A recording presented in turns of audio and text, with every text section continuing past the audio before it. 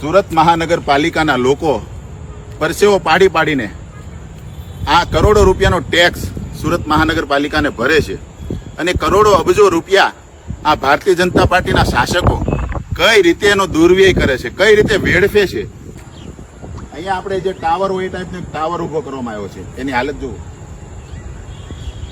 આ ટાવર, આમાં આ જે લોખંડની એક આખું સ્ટ્રક્ચર ઉભું કરવામાં આવ્યું છે, એ સ્ટ્રક્ચરની ઉપર બધા ફ્લાવર અને ખૂબ શાનદાર બનાવવામાં આવ્યું હતું, પણ મેન્ટેન કોણ કરશે? અહીંયા નીચે હાલત જુઓ, આમાં માંડ માંડ ચાલી શકાય છે.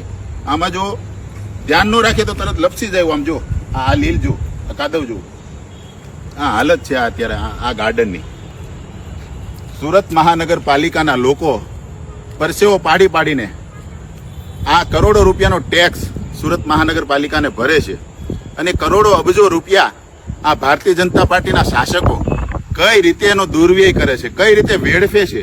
આ હાલત જુઓ તમે, આ બધી આ ગાર્ડનની હાલત જુઓ.